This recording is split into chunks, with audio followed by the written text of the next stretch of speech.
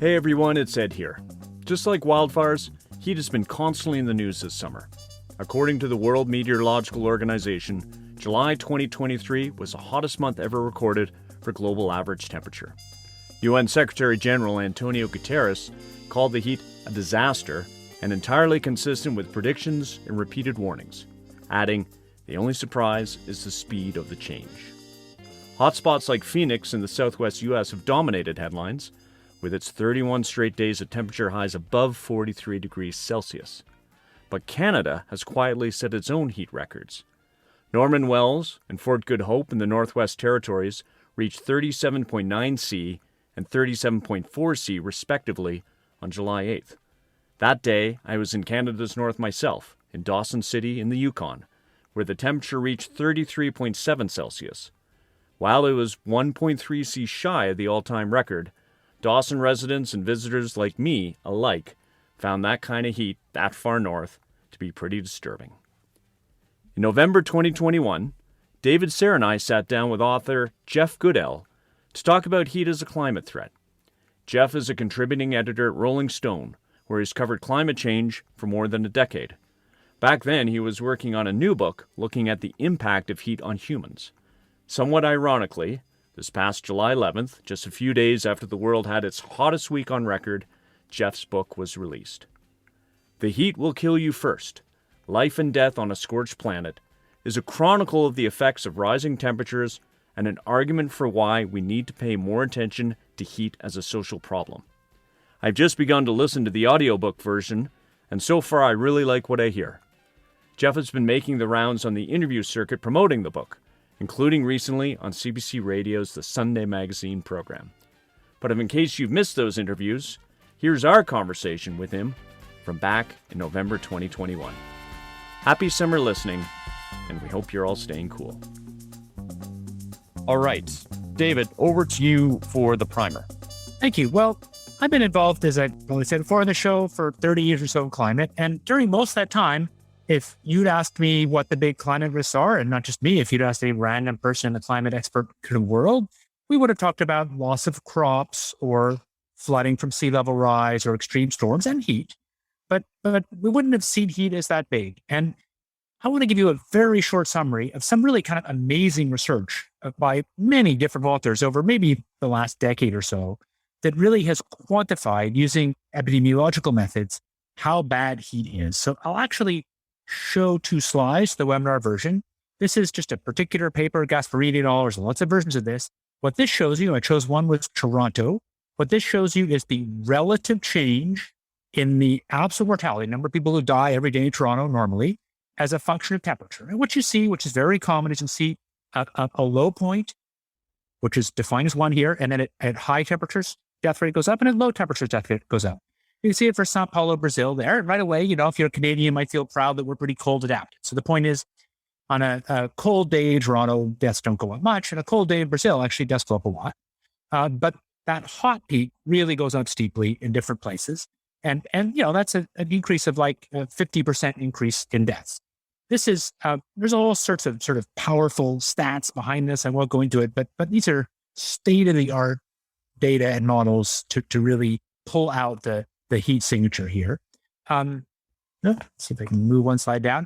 This something more complicated graph shows you predictions using that data and using climate models for how the total change in all-cause mortality might change in some different locations under different warming scenarios in different times. So I just want you to plot two things. One is northern countries actually benefit.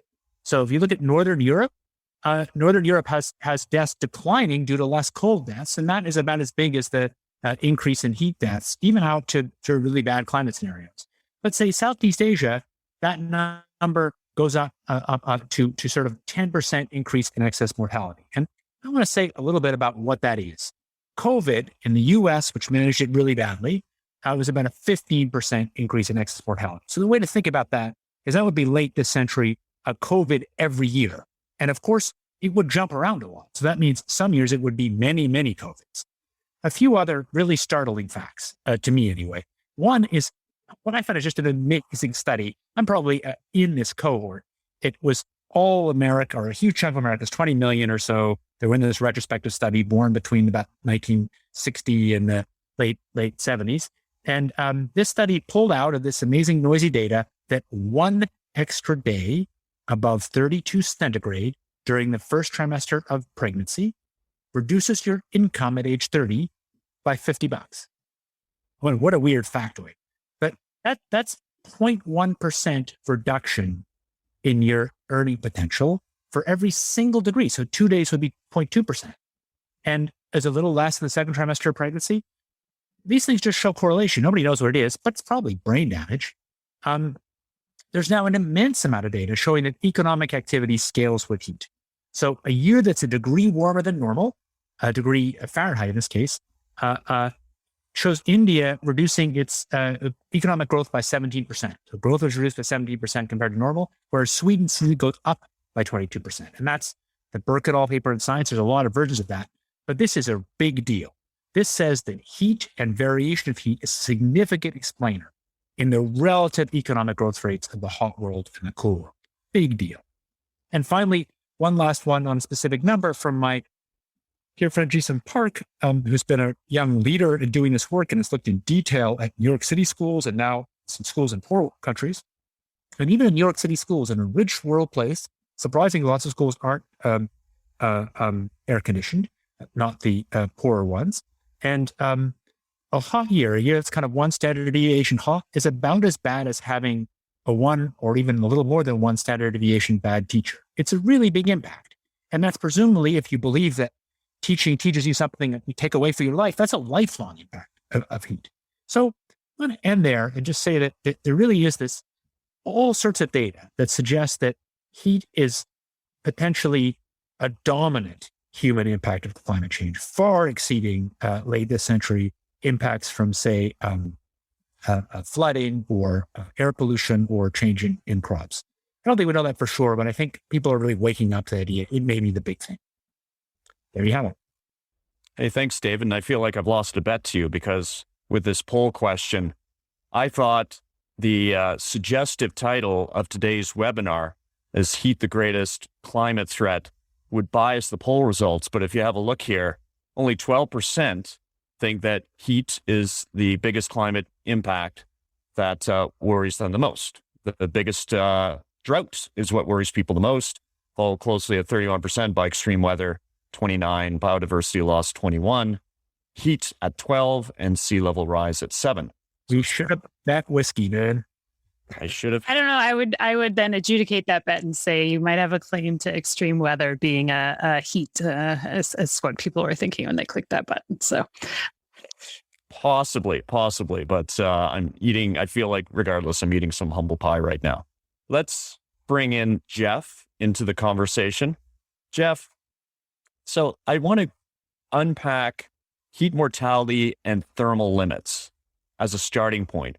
So I know the body functions best at a core temperature, I think of about 35 to 37 C. And if the body's temperature reaches 40 C and it continues to warm or it stays at that level, that's bad.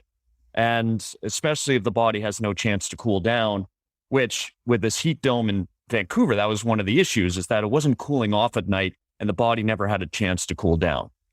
So can you just walk us through with thermal limits, what happens to the body and what really causes the injury or death?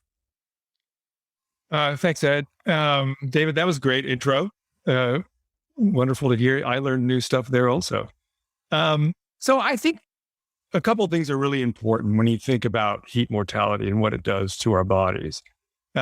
First is that our bodies are heat machines. We generate heat about as much as a 100-watt light bulb just in our daily life. And we need to release that heat somehow. And the only way that we have to release heat is by sweating. That's how we release heat. Other animals have other methods, but we sweat. And sweating has been a great thing for us as humans. Think about when you go out for a run with your dog on a hot day. You sweat and can keep running. Your dog starts panting, and at a certain point, your dog has to stop running and lay down and pant really hard and release heat. Humans can keep doing this as we're in motion because we can sweat. and we can release heat that way. But what happens to our bodies when we get there's a threshold of about 35 C when it's really humid, 35 C wet bulb globe temperature, which takes in sun radiation and some other factors. It's sort of like heat index, where no matter how much we sweat, we can no longer release the heat that we're acquiring and are gaining in our body. Because at that level, if it's a humid day, the sweat is not evaporating. So our only heat releasing mechanism that we have fails. And that is a really important thing to understand, is that there's these certain thresholds. So if it's 35 C and it's a hot, humid day and you're outside and you're doing any kind of physical activity, even for a few hours, you're going to have a heat stroke. That is an absolute, universal kind of limit. Now, it does vary with different people, right? So what happens when your body's trying to deal with heat, your inner body temperature starts rising, and your heart says, okay, we got to get rid of this heat. So what it does is it starts pumping the blood towards your skin, shunting your blood out towards your skin so that it can be picked up by the sweat glands. The heat can be picked up by your sweat glands and dissipated out in sweat. And it works really hard to do that. And the hotter it gets, the harder it works to do that. And one of the things that starts happening is, first of all, if you have a heart problems in any way, any kind of heart-related issues, that's a big strain on your heart. So a lot of elderly people who are at risk for other things, the first thing that happens is they have heart attacks in hot weather. But the second thing that starts happening is that if you start pushing so much blood towards your skin that it steals some of your inner organs start being basically blood deprived. And the proteins in your liver, in your intestines and other things start breaking down. And so your heart is racing, your temperature is rising, your inner organs are starting to freak out because they don't have blood.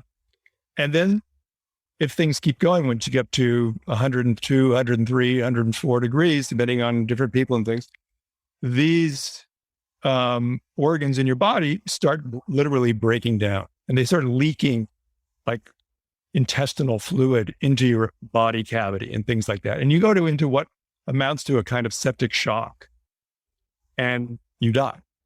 And so what kind of happens is that the cellular membrane in your body, when it gets to a certain level, literally melts. And these membranes in your internal organs start to just fall apart, and your body disassembles itself. And so that's the sort of, brief picture of what heat does to one's body. And it's important to say that people have different vulnerabilities depending on their general health and things.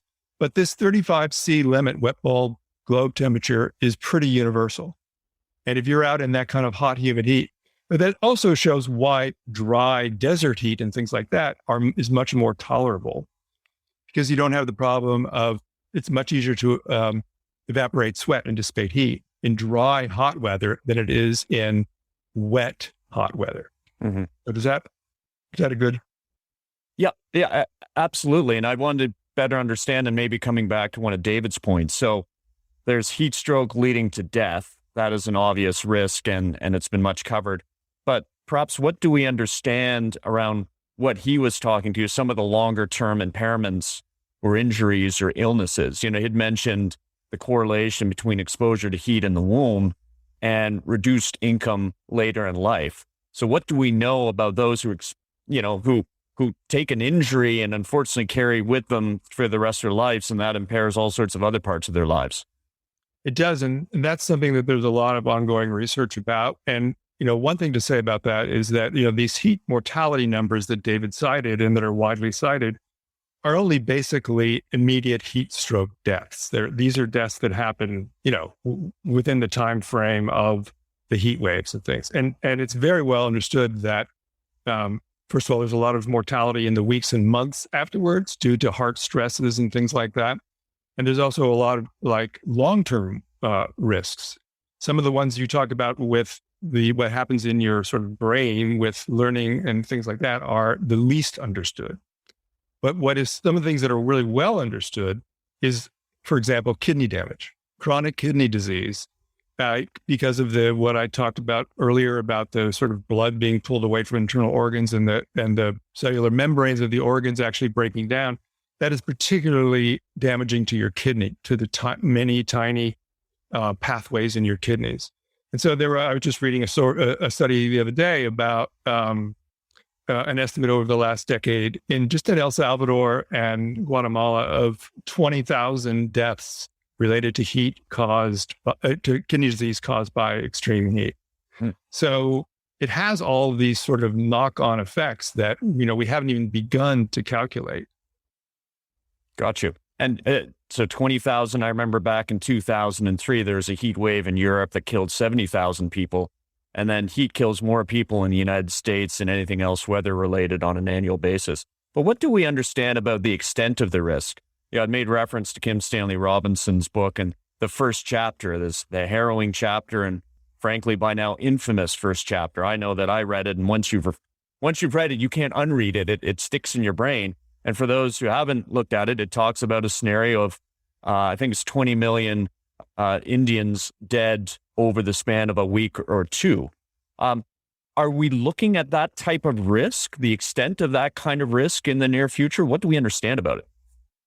Well, Stan is a very good writer and he has a very vivid imagination. I think that may be a little beyond the pale of what we're thinking about right now.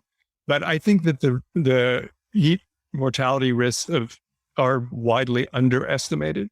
And, even these numbers that we're citing about how many people died in the Pacific Northwest, heat is notoriously sort of difficult to diagnose because you have all these other things like heart attacks and things that don't show up on death certificates. But, there's a study now that estimates global heat deaths right now at over 300,000 a year. It was just published in The Lancet. So, we're looking at massive amounts of deaths, especially as we get closer to these thermal limits. You're seeing it in, regions that are like India, Pakistan, where you have the Middle East, where you have very high temperatures combined with high humidity. And one of the things about heat that is really important to understand about mortality is it's predatory. Mm-hmm. It goes after vulnerable people. It's like, what wolves do to packs. It goes after people who are outdoors, who don't have air conditioning, who are ill, who are elderly, who are very young, people who are, in any way don't have access to the simple things, right? I mean, as you pointed out in the intro, a heat wave is not so bad if you're sitting, in a Harvard classroom and you've got air conditioning and a bottle of Evian water sitting next to you. It's like, oh, wow, it's 110 degrees out there. That's really hot. That's not a problem. Right? Some drive-by slam. Yeah. He's nice, David. We'll grant him one drive-by. No, but it's true. It really is there's a lot of talk right now in Glasgow about climate justice. It's what's tearing that conference apart right now. That's the most difficult issue to deal with. And heat is the most vivid embodiment of that. Because if you're a privileged person and you have air conditioning and you have a reliable electricity and you can afford to pay your bills, you're going to be okay. But, there's a lot of people who don't. And I've done a lot of reporting around the world already on this. And, it's not just, people in Pakistan. It's people in Phoenix who live in mobile homes that are like tin boxes that are really, really hot and can't afford to pay their electric bill and think that, oh, if I just turn the AC on for half an hour a day, I'll be okay. And they're not. They die. And, so it really maps to this larger climate justice question more than sort of any other of the climate impacts, I think. Yeah. And I'd like to get you to tell the story of Sebastian Perez because you've written about them, but I'll preface that with, I've got some information from BC that's kind of hot off the presses, if you will. And I want to give a thank you to Sarah Henderson, who is with the BC Center for Disease Control. And they've looked at the deaths coming from the heat dome in that province in late June and early July of this year. And the short story in terms of risk factors is some of what you would expect. The risk factors, if you're isolated, if you're mentally ill, especially schizophrenia, if you're dependent on substances, you are at higher risk than those without. And the protective factors are privilege and green space. So to that correlation between the link between income and land surface temperature, in other words, neighborhoods have less, there are poor neighborhoods of less green spaces, and therefore they are warmer than richer neighborhoods. So their inhabitants are more at risk. But Jeff, could you tell us the Sebastian Perez story? Sure. So shortly after during the heat wave that hit Pacific Northwest, I was looking for a way to tell the story about this. And as a journalist, I always look for sort of human stories to tell to make it something beyond numbers and graphs. And I heard about the death of a farm worker in a field in Willamette County, in the Willamette Valley, in Oregon, outside of Portland. And so I went out there and reported the story of what happened to him. And it's a classic story about who's vulnerable in this kind of a situation where we have, these extreme heat waves. And he was a Guatemalan migrant. He came across the border about 3 months earlier to work in a nursery in the Willamette Valley. He was married. He wanted to have children. He wanted to build a house for his wife and for his family in Guatemala, and there was no hope of making money to do that there. So he made the journey across, had some relatives who were working in the Willamette Valley, got him a job at this nursery. And, he'd only been there a few months and, was working out in a field. He was one of the field hands. On this particular day, there had been heat warnings. People knew the heat was coming. He knew the heat was coming. He had been in Guatemala. He's not a stranger to heat. And that day, he volunteered to work carrying, moving irrigation pipes around. And we don't know exactly what happened, but what we know is that, at noon, he had been working all morning, sweating hard, went off to do some stuff in the field by himself. And at 3:00 or 3:30 was found by his coworkers dead in the field. And, it's a classic case of, heat exertion, causing, the risk of heat stroke to rise. There was no shade access to him. Their farm worker protections are very, shall we say, not robust on this. He had access to water. But it brings up, there's two things that I think kind of lessons from it, or there's many, but two things to point out. One is that there's a common idea that if you have access to water, you're going to be okay with heat. And that's just not true. What access to water gives you is it's important to have water in your system in order to not dehydrate so you can stop sweating. But you can easily die of heat stroke in 20 minutes or 30 minutes, no matter how hydrated you are. So that's one thing. The other thing is that there's a notion that people who live in hot climates are better acclimated to it. That if you live in a place like Guatemala, you can handle heat. Or if you live in the Philippines, you can handle heat. But that's just not true. We're all about the same. We can acclimate if you come to a new place for, 4, 5, 6 weeks. Marathoners do this. You can make some incremental changes in your heat tolerance, but beyond that, there's no difference between anybody, whether they grew up in the Philippines, whether they grew up in Toronto. And so he was an example of that also. And, the last thing I'll say about it is that, as David pointed out in the intro, there's been a new realization about the risks of heat. This is something that people haven't really thought about, despite the fact that climate change was known as global warming for a long time. And we all know, we talk about heat all the time. The real heat risks to our bodies and to workers has not really been thought about. And it's particularly not been thought about for people, on the margins, like farm workers, where only 2 states right now have any kind of heat rules at all about workers, whether they're farm workers or warehouse workers or anyone else. OSHA is working on some now. Gina McCarthy has been a big advocate of sort of pushing for this, but it's really, the sort of Wild West for workers on this. Sarah, you want to get in? Yeah, just a couple of thoughts on that. Maybe one on that, on your last point about sort of the impact of heat. And I think that is, to me, that's another example of sort of the challenge that we have understanding these kinds of threshold effects, right? We sort of like all have this very linear mindset. And if you move along a heat curve, it's a little bit hotter and a little bit more uncomfortable. And I mean, you can pull up lots of other examples of not understanding kind of nonlinear growth. And I think this to me would be another one where it's like, it's sort of defies your intuition that if it gets a little bit hotter, somehow you're going to go from being able to cope to all of a sudden being dead. And so that's maybe just a little bit thought of where that comes from. But I also wanted to come back to on this topic of environmental justice and sort of it is, I think, getting more attention, and that's good. I think it's still sort of layered on top rather than really being fundamentally integrated. But I think we also have to acknowledge that, for the last, 20 years of discussions around addressing climate, it was very much focused on this like cost equation and what's the cost of addressing climate.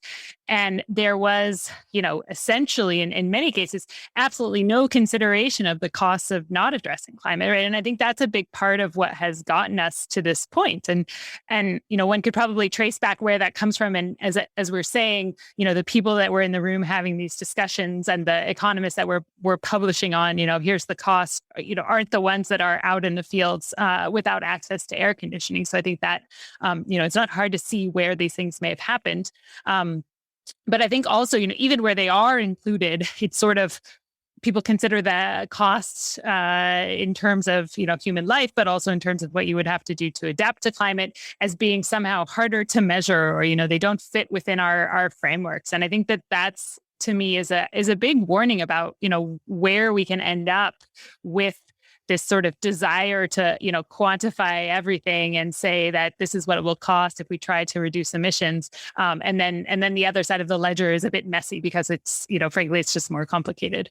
So I think that obviously in some sense, some of that is too late, for the people that experience this in BC and in other parts of the world this summer. But I do think that there is something that we can take from that going forwards of just how important it is to do the hard work of integrating costs and thinking about things that don't fit neatly within the analytical tools that we have today. And that, failure to do so is quite literally deadly. Yeah. There's been some work even up here. The Canadian Institute for Climate Choices did a study, was released recently, and it predicted that extreme heat would cause an annual loss of 128 million work hours in Canada, and it's going to cost the economy $15 billion. Now they're projecting that by the end of the century. So who knows with these forecasts, but it's an attempt to quantify it. What I'd like to know, so, we're seeing some effort to quantify the labor cost. Jeff, what do you know about the cost of things like infrastructure?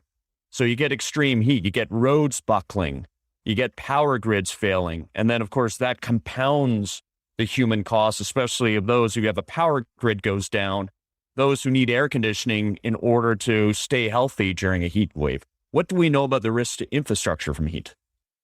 That's a great subject that there's not been a lot of, good sort of work that really quantifies that I've come across. I mean, it's something that I'm exploring in the book, and that certainly what we all saw in the Pacific Northwest with, as you talk about roads buckling and I was talking just the other day to a head of a big utility out there who was talking about, the problem of power lines sagging, reduced capacity of power lines as they heat up. They can't carry as much current. They sag down. They're more likely to hit trees, torch wildfires. There's this sort of cascading effect of this stuff. And in Phoenix, they'd had to stop flights because the runway was too soft because of the heat for the planes to land and take off. Our infrastructure has thermal limits also. We built our world for this sort of Goldilocks zone that we've been living in, right? And we're moving out of the Goldilocks zone. And that has implications for me and for you. It has implications for our airports, our runways, our power system, and of course for the ecosystem more broadly around us, and this is a very sort of, idea that's so big, it's sort of hard to kind of hold in your head, this notion of this Goldilocks zone, that everything that we build and live with is acclimated to a certain temperature. And that, obviously things can live in really hot environments, and, bacteria live in the hot springs and in Yellowstone and deep thermal vents. Things can live in very cold things, but that's not what they're built to live in. There's not their Goldilocks zone is different than our Goldilocks zone. And so our whole world is moving out of this. And one of the things I'm trying to do in this book is quantify that and talk about that and show that it's not, the human mortality is only just one small piece of this larger change of rising heat. Of course, I think it's politically, we don't say it because we all want climate action, but of course the whole world isn't moving out of it. That's part of the lesson you get from Burke and all these different studies, is that in fact there are economic benefits to the cooler countries. And I think that hasn't kind of entered into politics. I think one of my questions is, when will it? Ed, I haven't looked at the study you cited about Canadian heat loss, but I wonder if that was a deliberately political study that only cited the hot side. That graph I showed at the beginning shows the hot side and the cold side, and all these analysis use both. And that's why you get an overall benefit in Sweden, economic benefit from a little bit warmer. And my guess is the same is true in Canada, but people just don't want to say it because, of course, we all want climate action.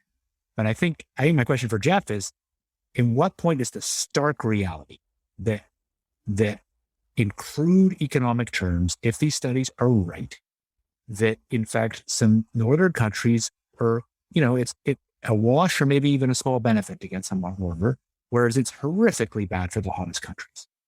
Yeah. David, maybe just one twist to add on that for Jeff to answer too, because this is actually not clear to me, is in those studies, how does time to adapt the infrastructure, as Jeff was talking about, get taken into account there, right? Because I think that much like the organisms that have adapted to live places and how we have built our world, those previously temperature changes were much slower and they took much longer, and they were more they took place over the times that were the time of evolution of animals, or at least of movement of their habitat, and certainly over the time of the infrastructure, say, of building a house. Now, as we saw in a place like Calgary last summer, people were very uncomfortable in the summer here because many of them don't have air conditioners. Now, of course, you can say there is, if you have the money, an answer there, but adapting those living places takes time. So I guess I wonder also then in those studies that show sort of the potential advantage of the warming, is that still true if you consider, the short time period over which that happens, and therefore that we have to adapt our infrastructure and the cost that adaptation takes? Studies fundamentally look at year-to-year variations in GDP compared to year-to-year variations in temperature. And because the adaptation is baked in, so the point is, even Sweden, I'm speaking of that because we look at the data, even Sweden is a cold country, so it's done its adaptation, but it's still true relatively that the Swedish GDP grows faster on a year that's a little bit warmer, whereas the Indian GDP grows slower on a year that's warmer. So this, I think, is all true, but I think that we humans are not good. We're good at talking about this kind of stuff, in seminars like this. But when it comes to actually happening in real time, no one's going to notice, the Corn Belt has moved, 10 miles north or 15 miles north. I mean, all this stuff is going to happen, in its own kind of way. And, COVID and the history of climate response has shown anything is that we're not very good at, thinking ahead about how to deal with this kind of stuff. And to the point that, it's going to be good for some places, that's certainly true. I mean, wheat and corn will grow farther north in Canada than it does now. There's a lot of studies showing the Corn Belt moving north, right? I mean, there's going to be a lot of changes that way. But, if anything, this heat wave in the Pacific Northwest shows, how vulnerable places that they think are safe are, right? I mean, part of the problem in the Pacific Northwest was that nobody had air conditioning. I think the penetration in Seattle was 20% or something, and nobody was thinking about it. Nobody was prepared for it. some of my friends here, I'm in Austin, Texas, and some of my friends here, half joking, half serious, point out that, people in Washington and British Columbia just don't know how to handle heat. They don't know what to do. And, that's kind of a callous thing to say, but it is kind of true, right? And so, I mean, no one's going to get out free in this, right?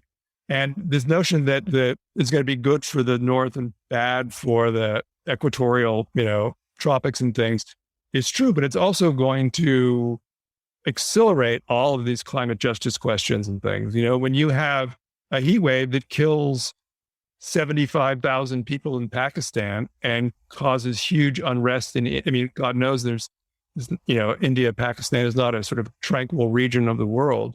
What are the implications of that? What are the national security implications of that? How do we as moral humans think about that, right?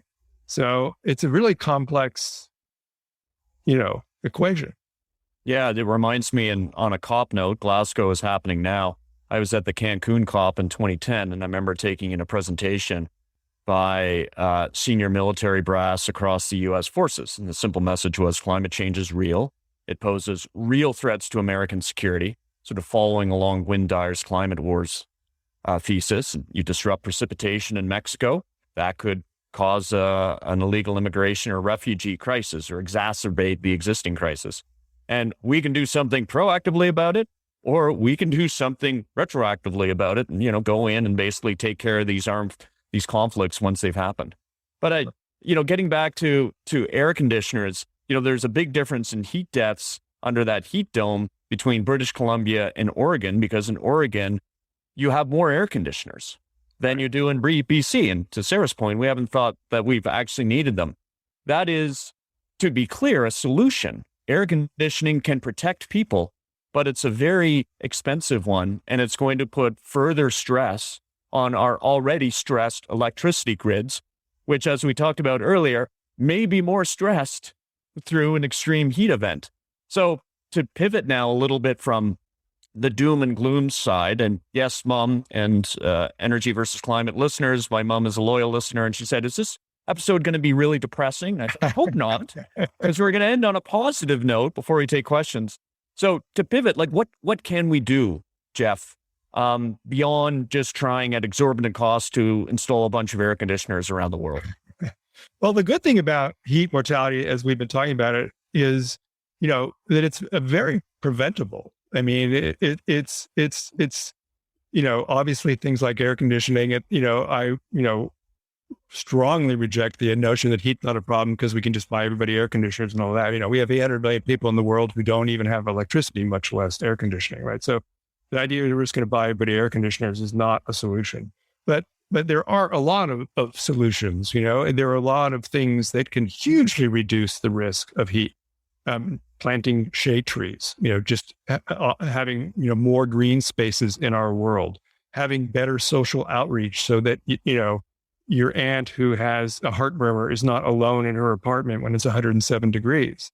There's a lot of push from people like the Red Cross and others to have these heat activation networks that really try hard to mobilize the network of people to make sure that people are not alone during this, and that they understand the risks. They have access to water and things like that. And they don't think, I'm just going to tough this out. I'll be fine. It's not going to get that hot. I'll be fine. So, compared to things like, sea level rise, for example, which is not a huge, nobody dies from sea level rise directly. You don't stand on the beach and water rises and you drown, right? I mean, you can increase storms and things like that. But sea level rise has enormous financial implications because you have all this built infrastructure on the coast and all that kind of thing. Heat mortality is not like that, right? This is relatively plastic. We can do a lot. We can change how buildings are insulated. We can change, we can plant trees. We can do these social activation of things. So I actually think it's a very kind of, the problems go to the larger economic problems of the economic divide, having prosperity, people to be able to pay electric bills, things like that. The larger economic inequalities are a big driver in this. But there's really a lot that can be done in a very immediate, direct, it's going to be hot next weekend. let's make sure we don't have 70,000 people dying here. I think that it's very hopeful in that sense. I want to point to an example that I learned about when I was in Bangladesh a year and a half ago, which is not about adaptation to heat, but I think it tells you about how powerful knowing that something's going to happen and responding in a planned way can be. So the Bangladesh monsoon around 1970, 71, during the war that formed the country, was by many measures the worst natural disaster of human history. So it killed something like 500,000 people. There was another monsoon of similar storm surge with similar intensity about a decade ago. I forget the exact date. And it killed about 500 people, which I don't mean to minimize, but a much smaller number. And that was fundamentally because cell phone-based warning systems and a planned decision that when people are warned, they get into shelters, which are mostly schools, because you only have to get a few meters higher and you're not going to die. It's not fun, but you're not going to die. And that's really dramatic. And my sense is it actually would be possible at cost and reasonable to do some of the same things for heat. So you could have shelters that were air conditioned and you could have obviously engineer those shelters to have much more stable, much more higher probability the air conditioner won't fail than the regular power grid. You can obviously do white roofs. There's a bunch of things. And the social thing that Jeff mentioned turns out to be a big deal. Getting old people out of the social network that gets an old person out of the top floor of the building can be a big deal. If you say British Columbia with the same technology, had we had the social system in place already that says if it's getting really hot, you check on your neighbors. And if Sally has air conditioner, the other neighbors go to Sally's house on a super hot day. Those things can actually make a big deal. So I actually think there's a lot of room for adaptation if we know that there's a problem and we act in a coherent way and solve it. I mean, obviously the biggest way to do is to cut emissions. Just assume we all know that.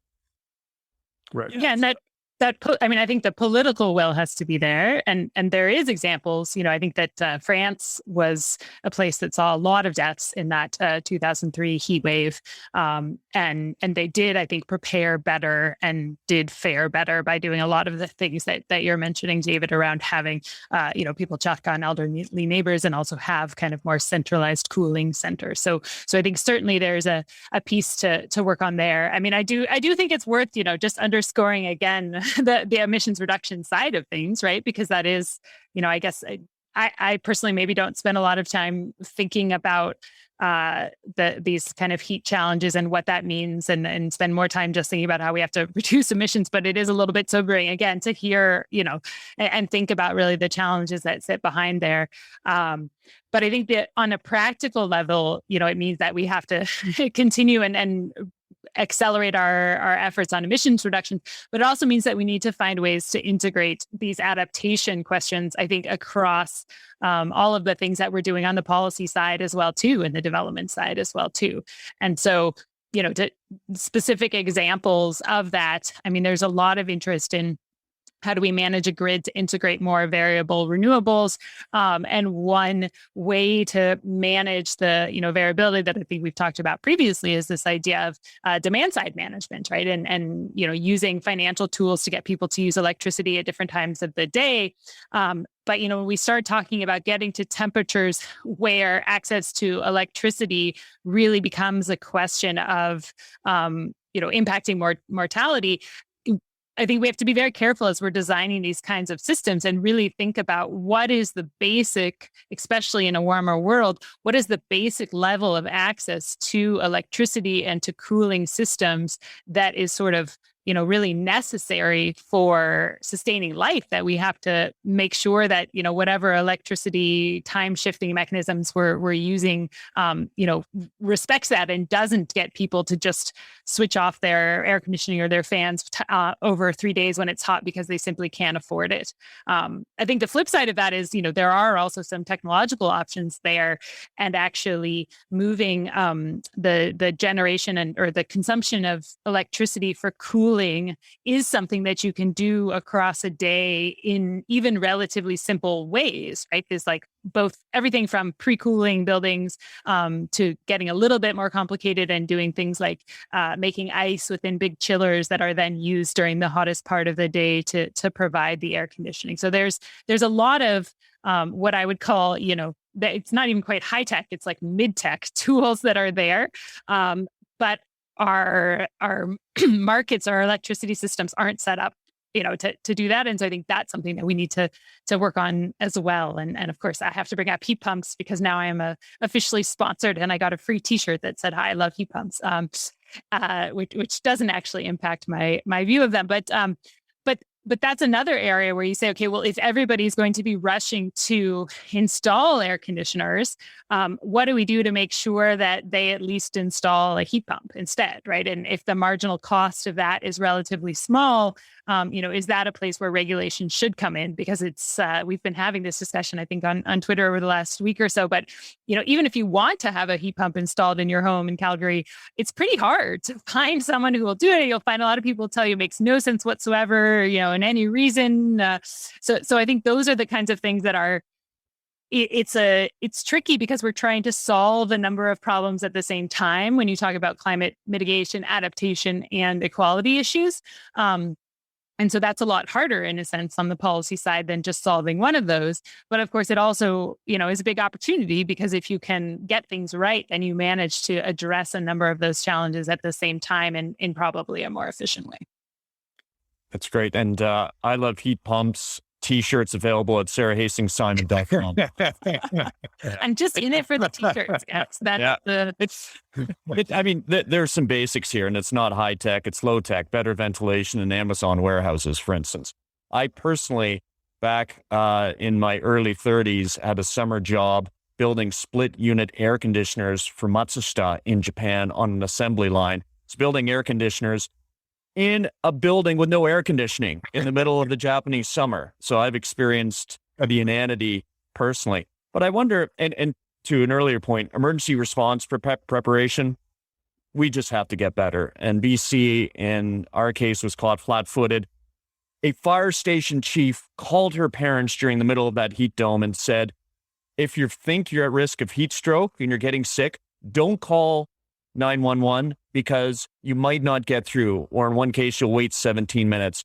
Go seek help directly. That is clearly a system level failure if that happens. But I wonder, Jeff, before we turn to audience Q&A, is there something, do we just need like a UN declaration that no one should die from heat? Like, is that part of it? Well, that's an interesting idea. Heavy emphasis on the should in that sentence. But yeah, I do think that, but of course, saying no one should die from heat means like, okay, well, how do you deal with the just gaping, economic inequalities that make people victims to heat? So it's unfortunately, it's sort of like a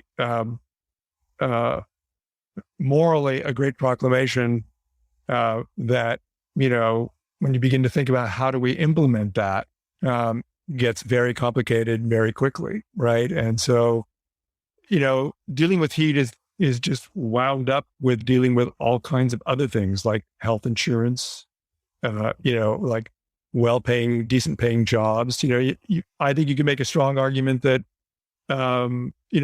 raising the minimum wage or a higher basic minimum wage would do more to help people, deal with extreme heat than almost anything. And, I think that there's lots of ways that you can sort of go at this. And that's the tricky thing about it is that it exposes all these other sort of vulnerabilities. Gotcha. Okay. Thanks, Jeff. Now let's, the long-awaited audience Q&A. We'll go to our go-to questioner, provocateur, Robert Tremblay. You have a question.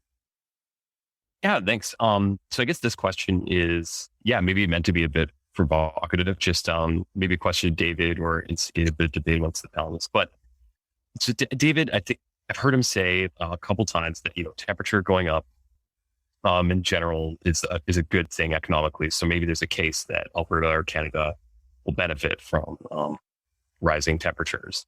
I guess I'm wondering, is that including context of stuff like potential droughts, what Sarah said about infrastructure spending to adapt to different temperatures, or political instability for immigration pressure? Is it looking at it holistically, or are we just kind of simply saying like increase in temperature is an increase in GDP?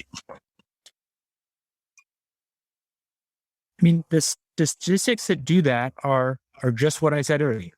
I think I want to encourage you, we all got to be careful about cherry picking to support a political point of view. So if you're going to use all this new econometric data to say how bad heat is, which I think overall is what it says, and it says we should take climate change much more seriously, you can't say, oh, I believe this econometric data everywhere except the places where it shows there's some climate benefit. So of course, it doesn't get every single one of those things, but these are pretty robust things. And there's some of the key studies that people are now using. Actually, to get back to, I think, Jeff's comment, we just circle back to Jeff's interesting comment over to him about the nerdiness, or no, actually, sorry, it was more Sarah early on. You talking about the fact that it's harder to quantify the climate impacts. And so therefore we haven't paid enough attention to climate impacts. I think a big thing that's happened in the last decade is this data that shows very clearly overall the economic and now the mortality impact of climate change, I think is playing a role in convincing people to act more on climate.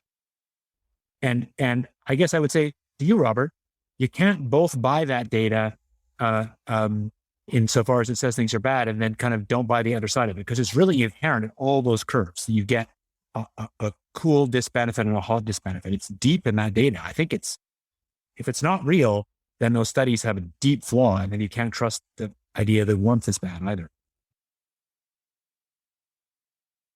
Maybe in the interest of time, we'll leave it at that. And I saw you also had a note, Robert, that you'd like us to expand more on that point on the benefits versus disbenefits to Canada in a warming world. And perhaps we could do a whole show topic on that.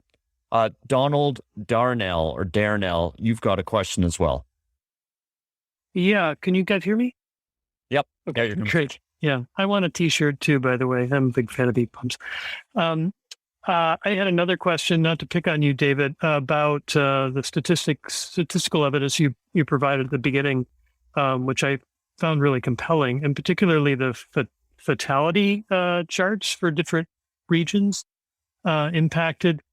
And do I understand correctly that those are just looking at the effects of average temperature increase on fatality?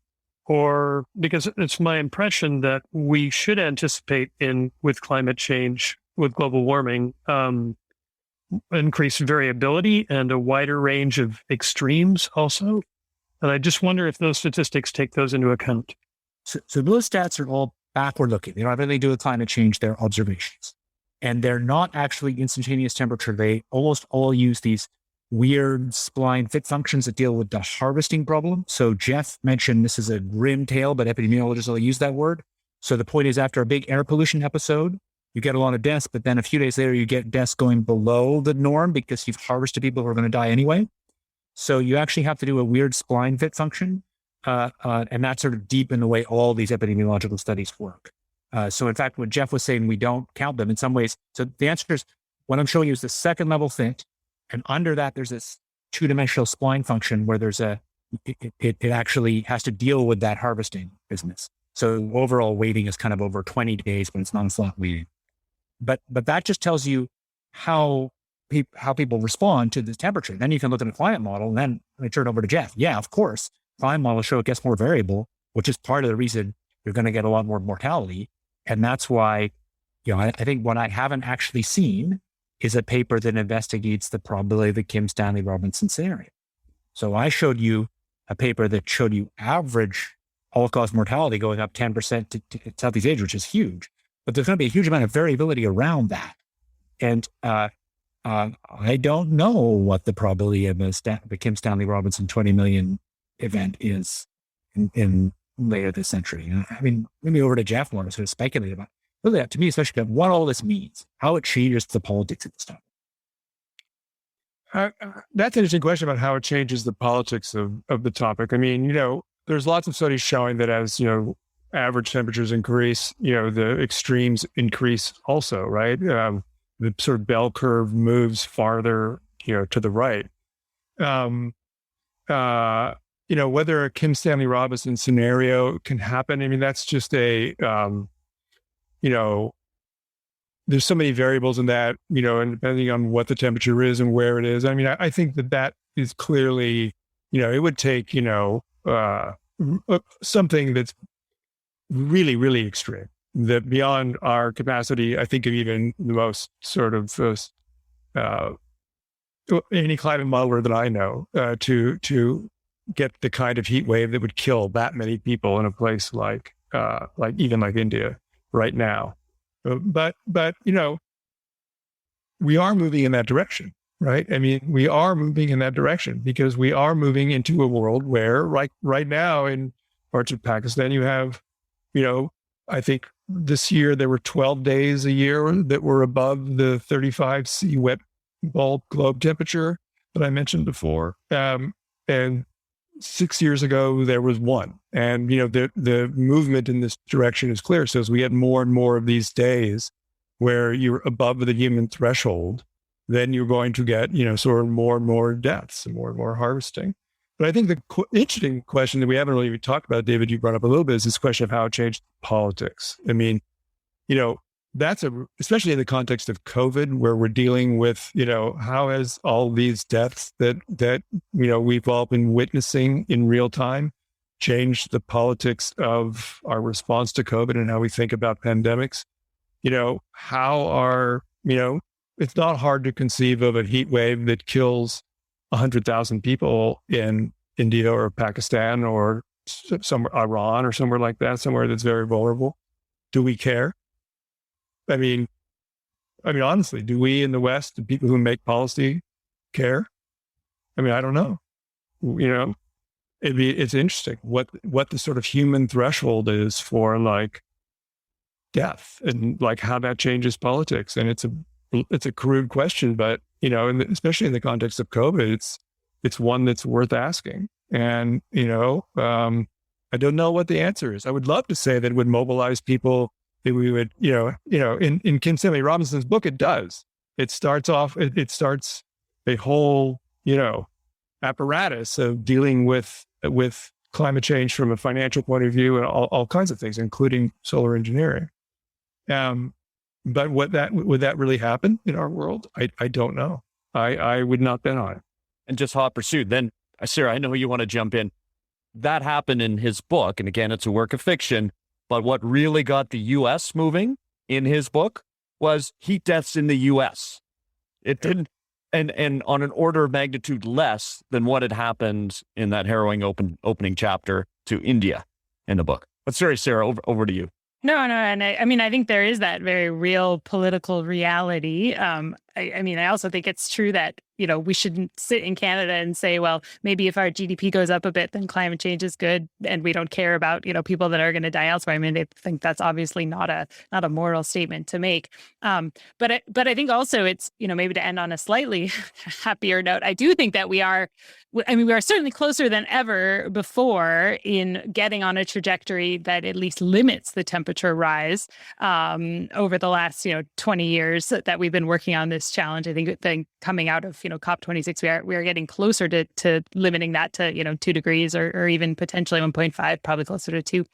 And that actually also then changes the economics and the politics for places that are big, fossil fuel producers. And there was a really interesting paper that came out in Nature, Climate or Energy this week that really said that once you're on the trajectory that we are on, it's no longer advantageous for even higher cost fossil producers to free ride because of the cost basically of stranded assets, and that we are better off even from a purely economical standpoint in starting to take action on our emissions as well too. So I think that we're, I hope that some of the discussion has moved away from a world where, we're debating whether or not we should act on climate because it's too expensive, to one where we, do realize that is what actually makes more sense also even for a, fossil producing region like Alberta.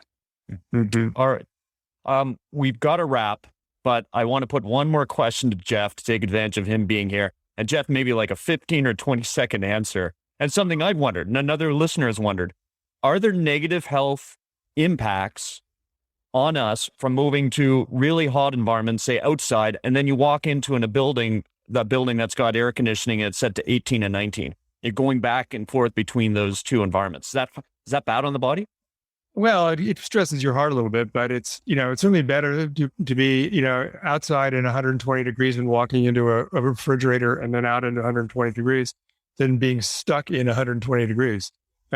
So, I mean, I think that, your body does sort of get a little bit of a ping pong, but I've never heard anybody that in the researchers that I've talked about talk about that as a serious sort of risk that we need to be aware of. I mean, there is questions about, thermal adaptation. If you're used to being in an air conditioning room all the time, all of a sudden you walk out into 120 degrees and decide, I'm going to go for a 5-mile run, you may end up dead at mile 4.5, right? But I don't think the back and forth thing is a big issue. Gotcha. I've wondered that, especially when I've been in Japan in the summer, going from the Japanese summer heat into buildings that were air conditioned, unlike the building that I was in when I was building air conditioners. So thanks. Good to know. Let's wrap. So thanks so much, Jeff. This was fantastic. I don't think we ended on a doom and gloom note, Mom. I think we covered a lot of important territory. So really appreciate having you on the show, Jeff. Thanks for having me. It's a great conversation. Thanks a lot. Thanks for listening to Energy versus Climate. The show is created by David Keith, Sarah Hastings-Simon, and me, Ed Whittingham, and produced by Eva Voinigescu.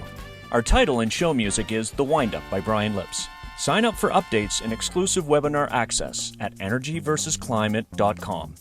Interact with us live every other week and subscribe to the podcast on Apple Podcasts, Stitcher, Spotify, or wherever you listen.